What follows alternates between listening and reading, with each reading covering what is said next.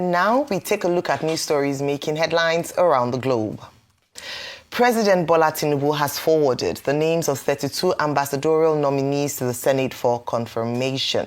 According to a statement by the Special Advisor to the President on Information and Strategy, Bayo Ononuga, on Saturday, the nominees include 17 non-career ambassadors and 15 career ambassadors who will be posted to countries and international organizations critical to Nigeria's foreign relations. However, the African Democratic Congress, ADC, has criticized Tinubu's latest ambassadorial appointments, describing the list as a settlement list of political IOUs.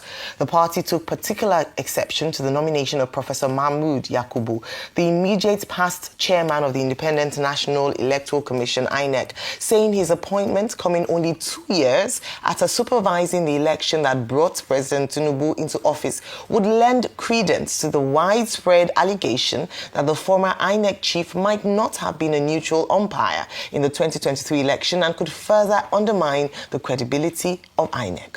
In a statement signed by Malam Bolaji Abdullahi, National Publicity Secretary of the ADC, the party said at a time when INEC was still mired in a major credibility crisis, Yakubu's nomination for an ambassadorial position sent a dangerous message. In a related development, Human Rights Writers Association, HURIWA, has described as unfortunate and disgraceful the list of ambassadorial nominees recently sent to the National Assembly. The rights group said the duo of Femi Fani-Kayode and especially Mr. Reno Omokri were particularly compensated for always pouring insults on Peter Obi and for spreading total falsehoods or half-truths to attempt to undermine the integrity and credibility of Peter Obi.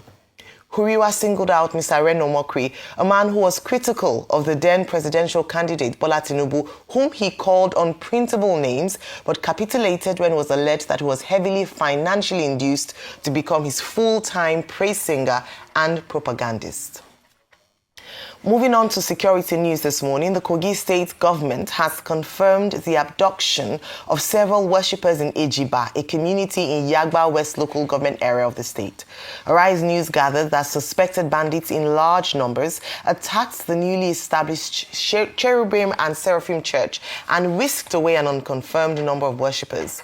Sources revealed that the attackers abducted the church leader, his wife, and several other congregants and took them into a nearby bush.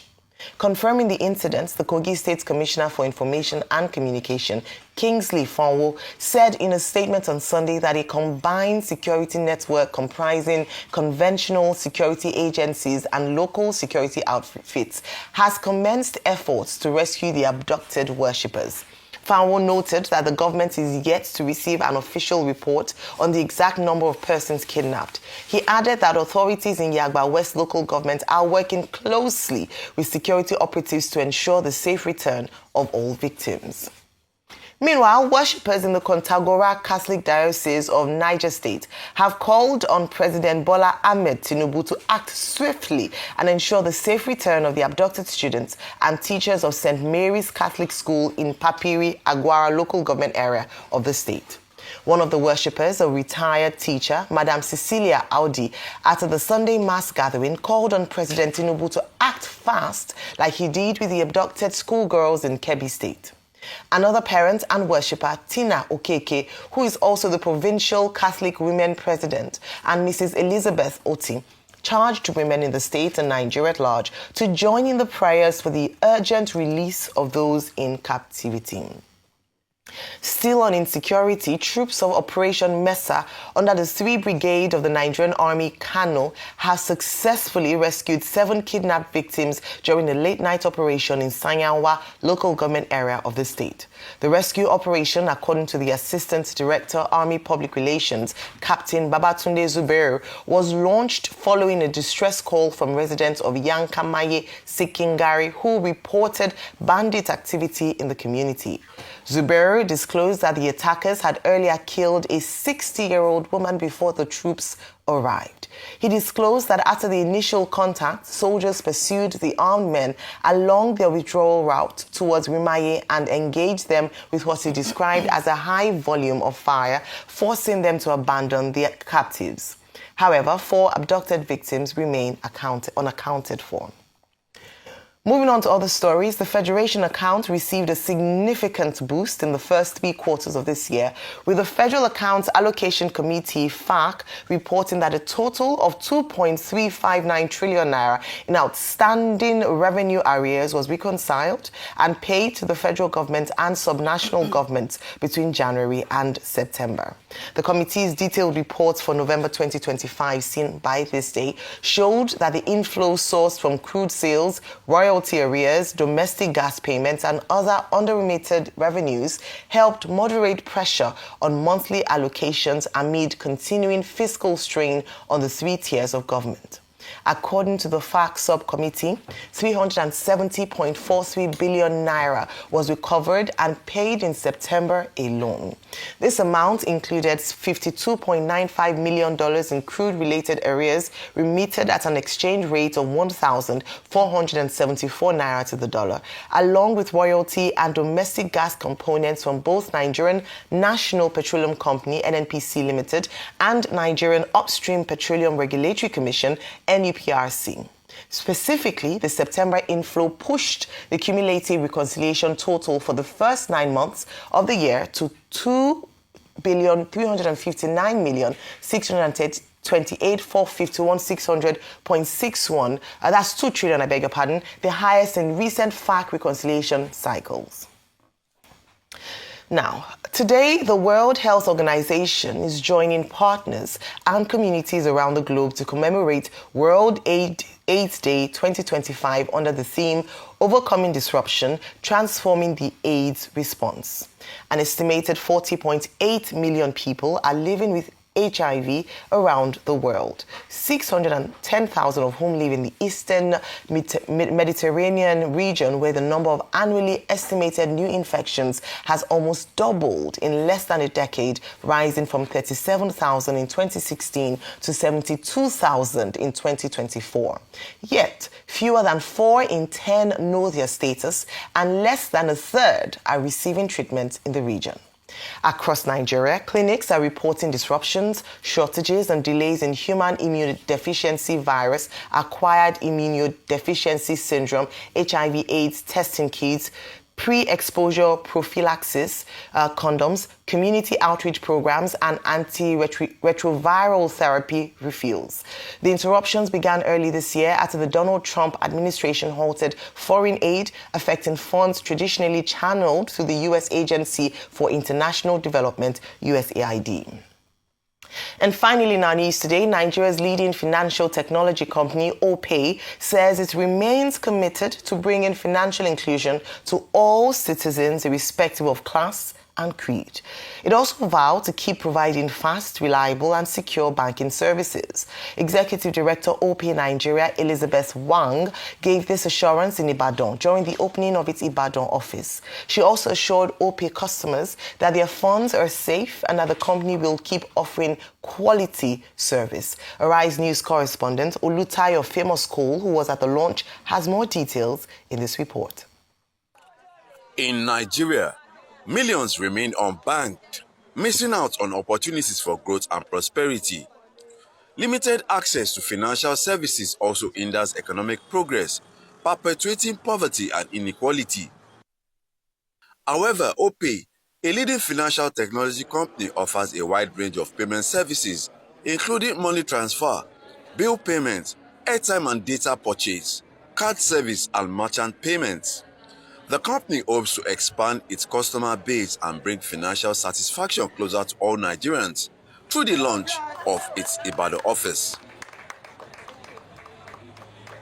The key thing is why we established the office, because like I said, our value is that always customer first. And then based on the customer, they would like to get the best customer service, and some of them prefer to online, some of them prefer to offline. So that's why we build office and then also renovate our office as well. Actually, currently right now for OPay, we have 28 office in 25 states already, but this is the first one in Ibadan we renovate. Before, we also have an office here, but not this standard. So right now, we have come up with our OPE standard office here, and then Ibadan is the first one we complete the renovation and launch here. And then this year and next year, all our office will be renovated to this standard. Yeah. The company also says its core values include customer satisfaction, fast, reliable and secure banking, while also ensuring that customer funds are safe and utilized to improve their well-being. At OPE, like we always emphasize, we are very passionate about our customers, and our desire is to make them happy always, to listen to them, and this is just a way of coming closer to them. And we're happy to launch this edifice here at Ibadan to come close to the grassroots, come close to our customers who we are very passionate about. So let them just expect more partnership with us, more collaboration, more service delivery, and of course improved services. And when people say OPE might crash, I mean, this is just a further assurance, if I may use that word, to say that OPE is here to stay. I mean, you don't invest in something like this when you are when there are plans to leave or plans to crash. So I think those are just imaginations, and OPE is indeed very much here to stay, to continue to make financial inclusion available to every Nigerian. OPE, licensed by the Central Bank of Nigeria and insured by the Nigeria Deposit Insurance Corporation, is ensuring secure and reliable transactions. With over 20 million daily active users of its payment platform, OPE is one of the top fintech apps globally, committed to providing innovative financial solutions for all individuals. Oluta Famous Call. Arise News, Ibadan. Well, that's the news we can take this morning. A lot of stories this morning. Dr. Bati, welcome to, I was saying earlier today, a brand new day, brand new week, brand new month. I'm here on the morning show. But Vimbai, of course, a lot of stories that dominated this morning's news is on insecurity. Unfortunate news coming in from Kogi State, Yagba, and then one good story around in Kano State, and then, of course, the ambassadorial list, which has been trending since it was released, and the FAC allocation remitted, and OPE, congratulations to them in Ibadan. Your take on these stories? Right. So much to talk about, so little time. So just touch on a few things very briefly. I'll begin with the security situation, where over the weekend we saw a number of incidents transpiring, including a bride and her bridesmaids who were kidnapped in Sokoto. So we continue to see these rising incidents of, banditry, some terrorist related. But, just to balance it, I saw a video from the Nigerian Air Force over the weekend as well, where they were able to decimate some terrorist strongholds, one in Katsina, that was Operation Fansam Yama, and then one in Chibok, Operation Hadinkai. But when you look at the videos that they released, you can see that where the terrorists are positioned or where the bandits are positioned, there's quite a number of cattle around them as well. So it seems that maybe if you follow the cattle for now, you may be able to track and trace where these people are hiding. And then, of course, the other thing we do know is that there's a wide use of motorcycles. So it's potentially time for some governors in the Northwest and in the North Central to start considering placing restrictions on the movement of motorcycles, maybe between certain times of the day and so forth, so that it doesn't also hinder economic activity. But I think these are low-hanging fruits that can easily be implemented so that we can start to contain the sudden upsurge in incidents of insecurity. Now, we quickly go to the FAC, stories concerning FAC. And again, we see more and more money coming, but two details struck me. The first being that there were wide variances between FAC allocation, the total FAC figure per per month. You have some months that have up to 300 billion, some months come down to 100 billion. So these discrepancies are concerning, because it means that we are not yet, we haven't unified our revenue collection just yet. They say the bulk is still coming from FIRS, but however, when you look at those huge differences, clearly it means that we are not yet in a position where we have been able to harmonize and fully balance our accounts. Also concerns around that $42 billion that is said to still be outstanding and unremitted from NNPC. NNPC responded to that investigation from Periscope Consulting, and they said that they have no such record in their books. So that is still an issue that is still being ironed out. Now to the ambassadorial list, which I think is probably the talk of the town at the moment. Several things stuck out, and I'm sure we will all have different views and different highlights. But for me, the first thing that struck me was the issue around the ratio between career ambassadors and non-career ambassadors. Now, generally with diplomatic practice, there is best practice, which says that your career ambassadors should make up 70% of your appointments, while 30% can go to non-career ambassadors. This is a big debate, nevertheless, when it comes to international policy. But the argument is that those who analyze diplomacy say that they understand that all nations and all presidents will want to appoint some people who represent their political interests. And that's why there's room made for that 30%. But when you have a situation where 15 nominees are career ambassadors, 17 nominees are non-career ambassadors, that's plus, if we add 3 of the prior nominations we saw last week, we have this anomaly where you have more non-career nominations than you have career nominations. So this means that you have decided to create a foreign policy that is driven by people who have no experience with diplomacy or international relations or foreign policy itself. So this is of huge concern. Now, as I round up, of course, several names were also of interest. I'll stick to that of Professor Mahmoud Yakubu, and I want to quote Dr. Muhammad Santuraki, who said that a referee cannot finish a match today and then join the winning team tomorrow. What precedent are we actually setting if we now say that INEC has become a pipeline for political careers, has become a pipeline for those who have political ambitions, especially without a cool-off period? Now, we know that the Constitution does not have any reference. It doesn't address there being a cool-off period between an INEC chair stepping down or resigning and him taking on new appointments. But this is something that we need to look at, because the optics are absolutely terrible. All right, Dr. Bati. Today is World AIDS Day, so designated by the United Nations, and I think it's appropriate to start with that. And the theme that the United Nations has chosen for this year is overcoming disruptions and transforming the HIV response. What are these disruptions? These disruptions will consist of fragmented approaches, poor funding, geopolitical politics, stigma, discrimination, and then the need for countries to ramp up responses, because the 10 targets defined by the United UNAIDS, as it is called, most of the countries on that list, they cannot meet that target by 2026. So the world faces a challenge, a serious challenge with regard to overcoming the HIV/AIDS crisis.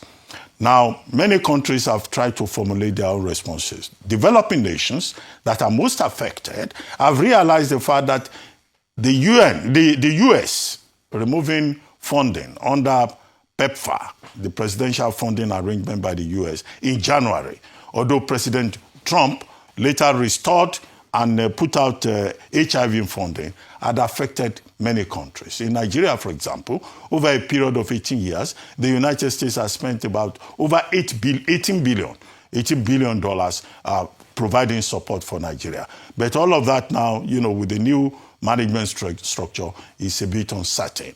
And that is why, one of the emphasis here is that the affected countries, developing countries, will have to look inwards, to look at local funding, to look at sustainable approaches to protect their citizens. In Nigeria, we have a seroprevalence, HIV seroprevalence of between 1.9 million and 2 million.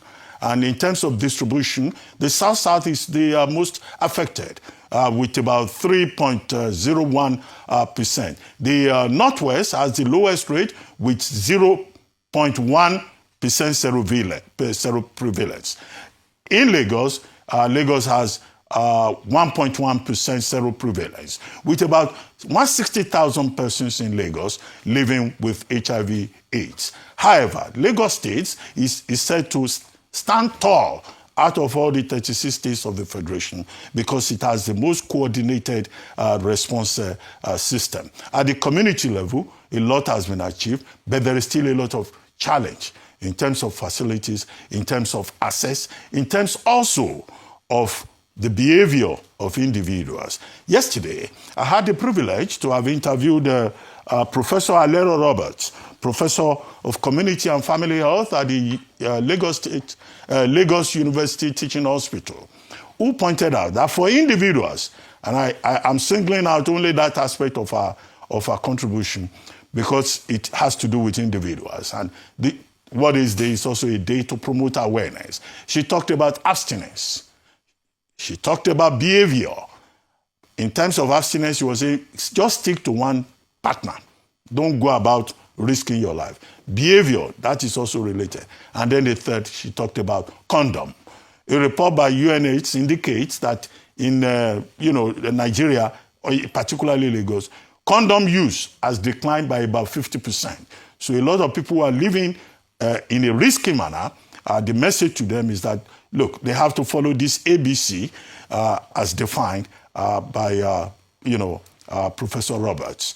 That's part of it that I think I can highlight this morning. But the important thing, of course, is that Nigeria has what they call the NACA, National AIDS Control Agency. Now, more funding has to be put into that agency in the face of a crisis and underfunding of the health sector in Nigeria generally. The Lagos State says, turn around the theme, says overcoming destruction, sustaining the HIV response. Now, other states should follow the example of Lagos State and seek to sustain or to even, deepen their response systems, because AIDS is real. That's that about that. As for fiscal allocations that they said, FAC allocations that they said they've been able to save from review and editing, no, you can congratulate government and say, yes, you've been able to save over 3 trillion. But the question to ask is as follows. 1, where did that money disappear to initially? Did it disappear into the Accountant General's office? Did it disappear into the Auditor General's office? Did it disappear into state coffers? Where did it disappear to? Now that you are rescuing the money from here and here, from reconciliation, and now you have been able to save over 2-3 trillion. Now, the question to also ask is that who are those people responsible for this reconciliation that is being done? Those persons should be named, they should be identified. If they are government agencies, they should be identified. And a system should be put in place whereby federal allocations do not just disappear into the Bermuda Triangle in the financial system of Nigeria. And then beyond that, the question to now ask is that this money is going to go into the federation account. Now, how do we ensure that the money that has been rescued will be used for the purpose of development? Well, we run a federal system, so the federal government may not be able to say, well, come and report to us how you are spending your money. But there's need for, if there is authority, there must be need for transparency and also accountability. 3 words: authority, transparency, and accountability. All these are our governors. How have they been spending the people's money? They will collect the money. You go to their states, the hospitals are not working, the roads, even state roads, are bad, the schools are in very bad condition, the students are learning in very horrible conditions. Now, and yet these are the same states that are setting up airlines and are building airports, and the governors are living in a very ostentatious, conspicuous manner. These are the challenges that we need to address, apart from just celebrating that, oh, this and that, more money is going to the states. No. What are they going to do with that money? There must be a system in place to be more vigilant. Third, let me just take one more topic. You have so many. Ambassadorial postings. Ambassadorial. Yeah, no, let me just leave security. That's straightforward. Anybody can discuss that. Let me talk about ambassadorial posting. Now, issues beyond the concerns that have been expressed by the public. One, about people protesting about the character, the background, the job for the boys orientation of that list. Some other parties, the opposition parties in particular, saying that the list should be withdrawn. I will just say a number of things. The first is that it took President Bola Ahmed Tinubu 2 years, 2 months to come up with this list. And I think that people are right to have raised the point that they expected something more rigorous in a country of over 200 million people. It cannot be the wife of this, the daughter of that, some other persons who have been lobbying to be given appointments. It shouldn't have been job for the boys. Number two is that Nigeria has 109 missions worldwide. Now, so far, we have appointed 35 ambassadors. Now, out of those 35 ambassadors, the process is not yet concluded. We still have about 74, right? Yeah. About 74 missions that have not been filled. What I would have expected, because the background to the recall of the ambassadors, part of that background was that Nigeria could no longer fund its missions. You have officers on diplomatic missions, they will put them in a 3-bedroom flat. They will be sharing 3-bedroom flat. It got to a point that many of them could no longer travel with their families. Now, the first step will have been the rationalization of the embassies. What are we doing with 109 missions if we cannot maintain them? You could have, you could rationalize these things. We don't need to have ambassadors in every West African country. The man you send to Togo can cover Cameroon, can cover another country. Why must we have an ambassador in the Court of James, of St. James, have also in Northern Ireland, and also have somebody in Wales? One person can cover the whole of that area.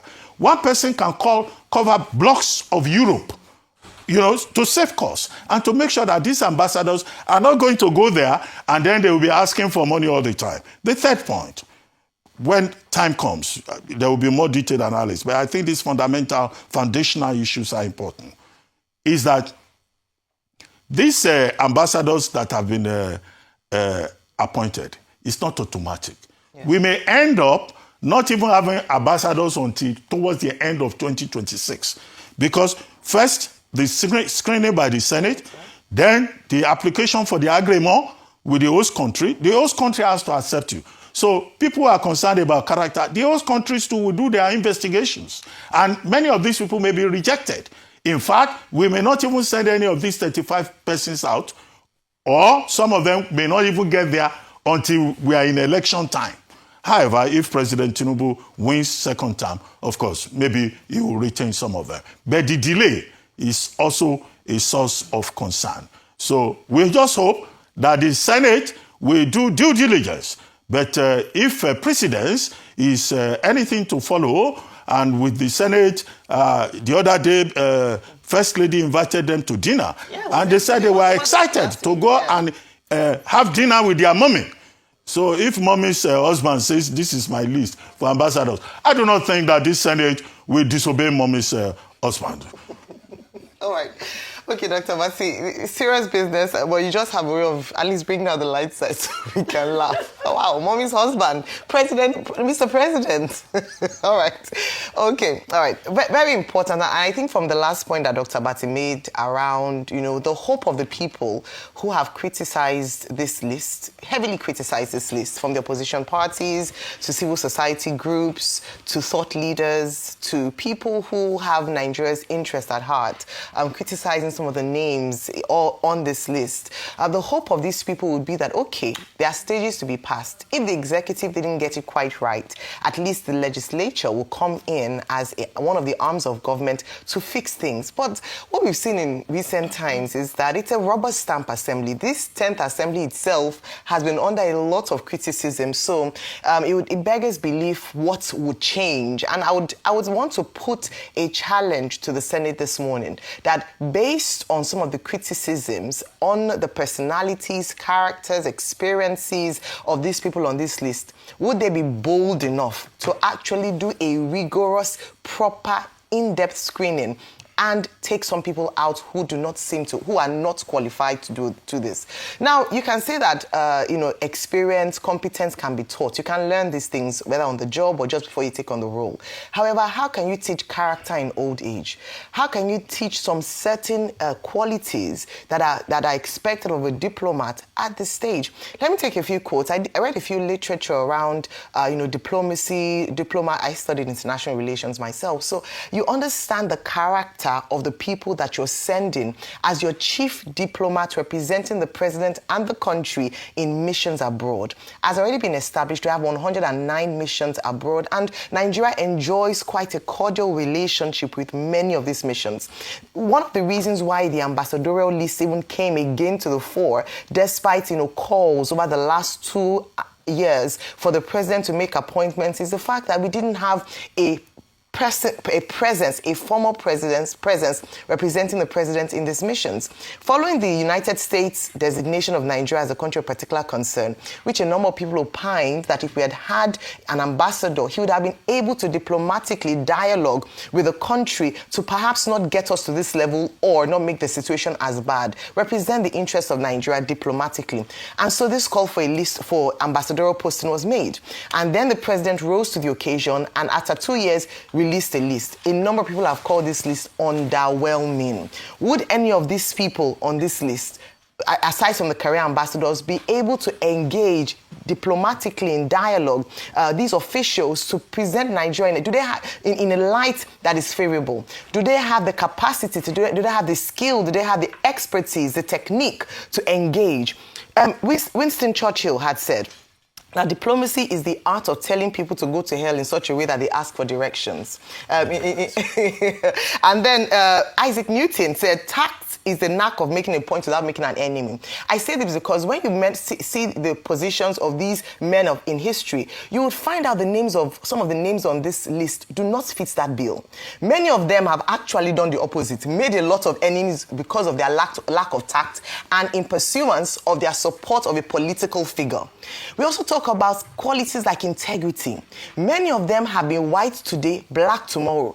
In fact, the old videos, embarrassingly so, have been coming out on some of these personalities based on what they said in the past. And these are the men and women who we have called on to represent Nigeria as chief diplomat of the nation, speak in behalf of the president, made to be believable to our foreign counterparts. These are the best people that the president could bring out.